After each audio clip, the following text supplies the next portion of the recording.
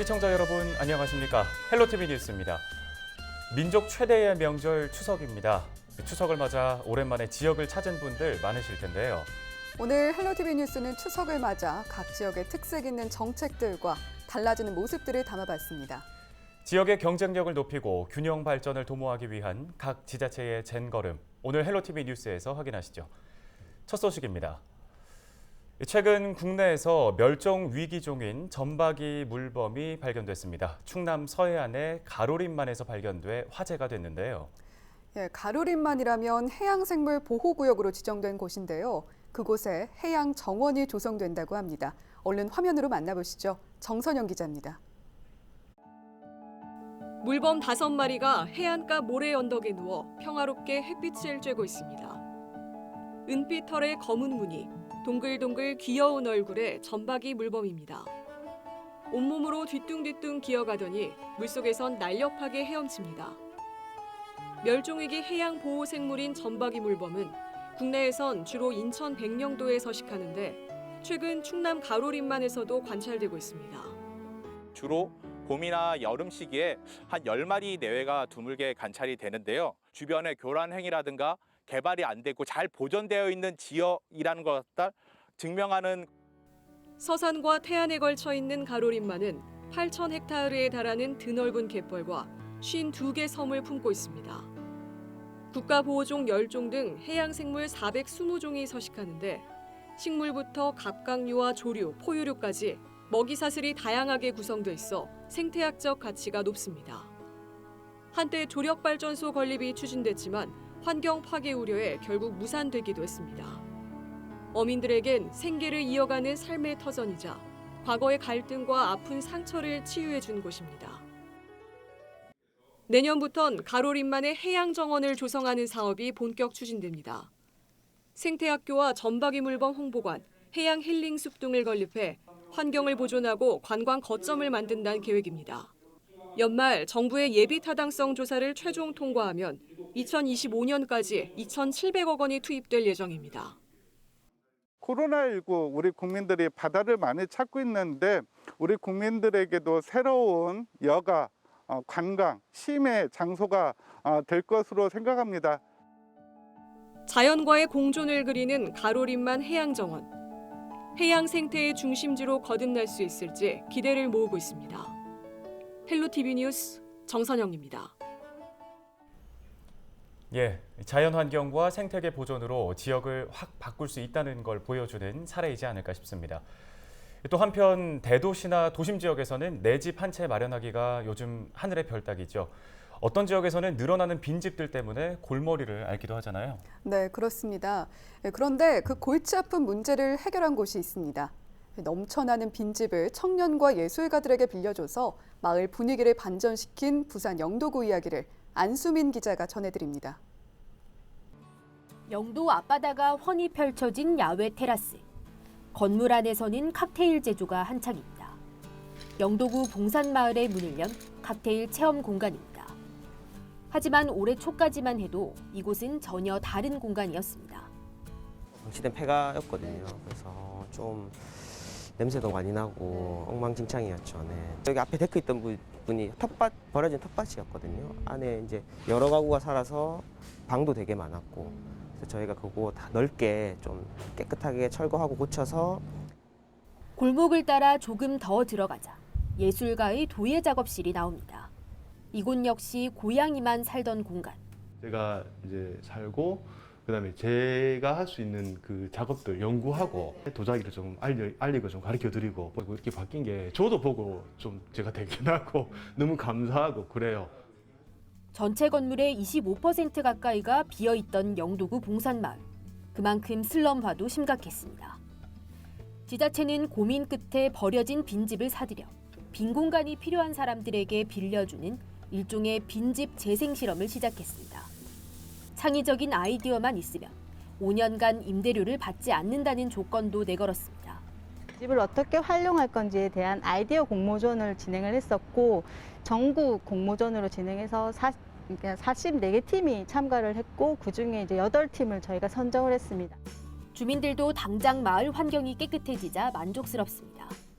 빈집을 직접 활용할 수 있는 방안도 찾기 시작했습니다. 말이 살아나고 있죠. 빈집들을 우리 조합에서 매입을 해서 또 그 필요한 분들한테 제공을 하고 그래 하는 게 뉴딜 사업의 취지에 맞지 않을까 그렇게 생각합니다. 골칫거리 빈집이 누군가에게는 새로운 기회가 되고 동네를 바꾸는 전환점이 될 수도 있다는 가능성을 보여주고 있습니다. 헬로티비 뉴스 안수민입니다. 예, 헬로티비 특집 뉴스, 특색 있는 각 지역의 정책들 하나씩 만나보고 있습니다.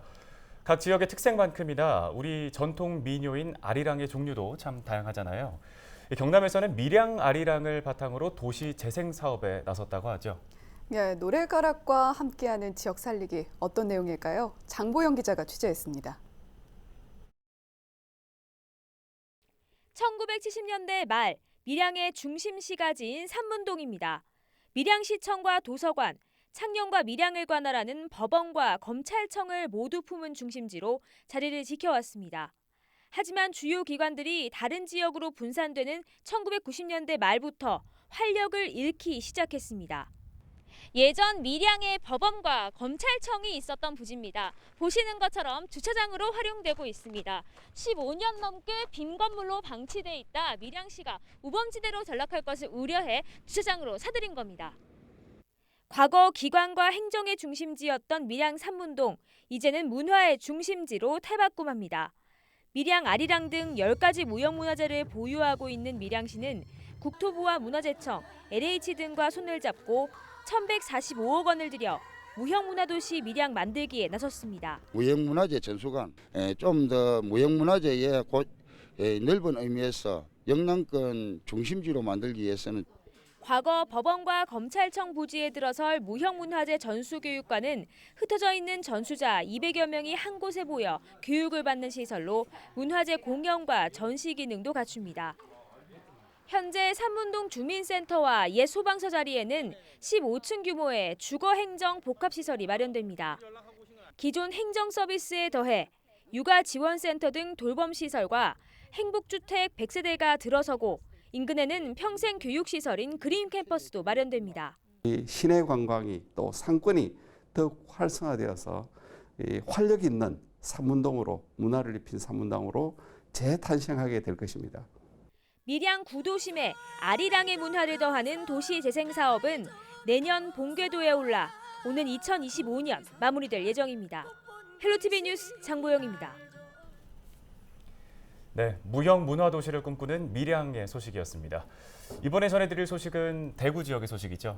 네, 이번엔 대구 구도심 지역인 동구 효목 2동으로 가보죠. 최근 도시재생 뉴딜 계획 변경안이 정부 승인을 받으면서 주민들의 기대가 높다고 하는데요. 권수경 기자가 둘러봤습니다. 철도와 도시철도, 버스터미널이 한 곳에 모인 대구의 관문 동대구 복합환승센터. 걸어서 10분 거리에 효목이동이 있습니다. 높게 솟은 빌딩들 옆 고만고만한 주택들이 모여 있습니다. 약 90%가 일반 주거 형태인데 언뜻 봐도 주택 대부분이 낡았습니다. 지난 2017년 기준으로 이곳엔 20년 이상 된 건축물이 95%에 달합니다. 좋은 입지를 자랑함에도 젊은 주민들은 계속 떠났습니다. 지난 25년간 이곳의 인구 33%가 감소했습니다. 대구시와 동구와 비교해도 10배는 넘는 수치입니다. 이런 이유로 정부가 도시재생 뉴딜 사업을 추진하겠다고 밝힌 첫 해인 지난 2017년 대상지로 선정됐습니다. 하지만 부지 매입에 난항을 겪으며 4년간 사업이 멈추다시피 했습니다.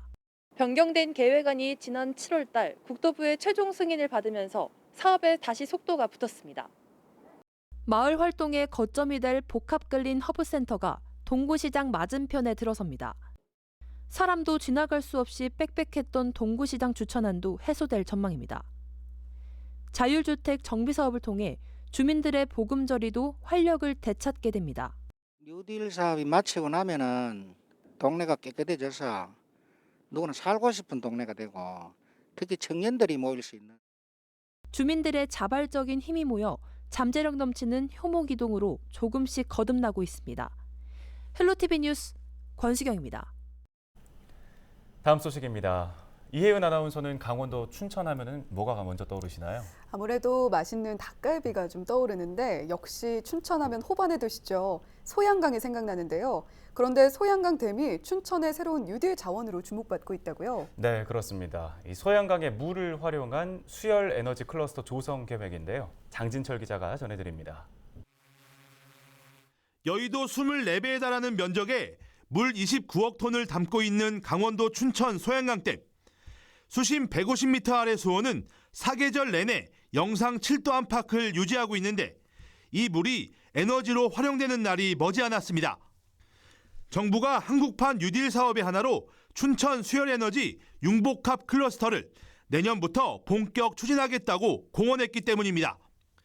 소양강댐의 담수를 냉방과 난방 에너지원으로 이용한다는 게 바로 수열에너지 융복합 사업의 핵심입니다.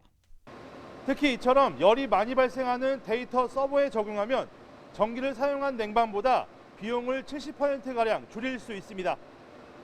태양광이나 풍력 등 다른 신재생 에너지와 달리 환경 훼손이 거의 없다는 점도 큰 장점입니다.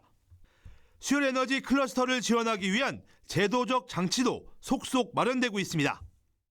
고용 유지, 창출 기금 같은 것들이 있는데 이것이 이제 수열에너지 산업에는 지원이 안 되었어요. 그래서 이번 법률을 개정함으로 인해서 수열에너지 클러스터 이 특화단지에 입주하는 기업들에게도 그런 혜택이 갈 수 있겠다.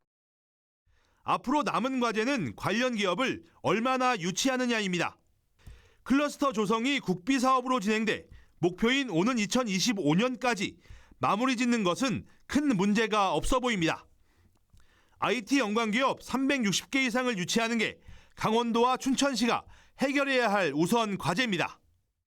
전국 지자체들이 굴뚝 없는 공장으로 불리는 데이터 관련 산업에 눈독을 들이고 있는 상황.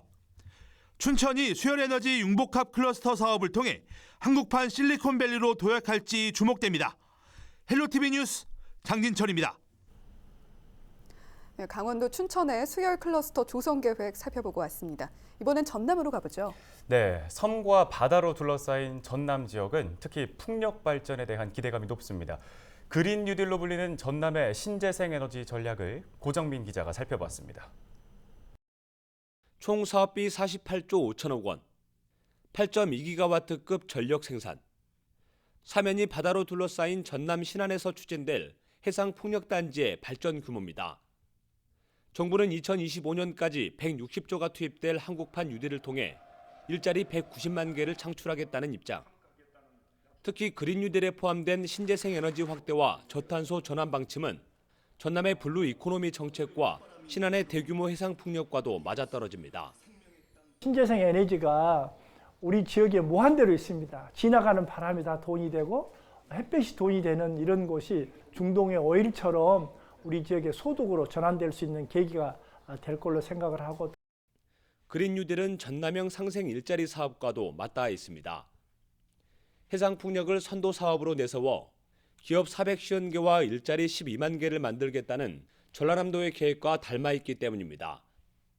앞서 신안과 인접한 목포는 정부의 에너지 융복합 산단에 선정돼 해상풍력 기자재 생산단지가 구축될 예정. 관련 일자리 증가는 물론 조선업과 농업이 주류인 지역의 산업 생태계에도 변화가 찾아올 전망입니다. 여기에 전남은 전국에서 섬이 가장 많은 지역. 승객과 자동차 운송이 동시에 가능한 전기 차도선 개발도 함께 추진되면서 민관 산학 협력 사업이 탄력을 받고 있습니다. 많은 기업들이 들어오면서 일자리가 마련돼 가지고 목포 지역 경제를 새롭게 떠받치고 가는 미래 전략 산업의 큰 한 축이 마련이 될 겁니다. 현재 0.1기가와트 수준에서 전 세계 발전량과 맞먹는 20기가와트까지 해상풍력 발전량을 늘리겠다는 게 정부의 계획. 이 경제 활성화와 일자리 창출을 위한 그린 뉴딜에 전남의 해상풍력이 중요한 밑거름이 될 전망입니다. 헬로티비 뉴스 고정민입니다. 지역을 가장 잘 아는 뉴스, 헬로티비 뉴스가 오늘 준비한 소식은 여기까지입니다. 가족들과 함께, 혹시 가족들과 함께가 아니더라도 풍성하고 건강한 한가위 보내시기 바랍니다. 시청해주신 여러분 고맙습니다.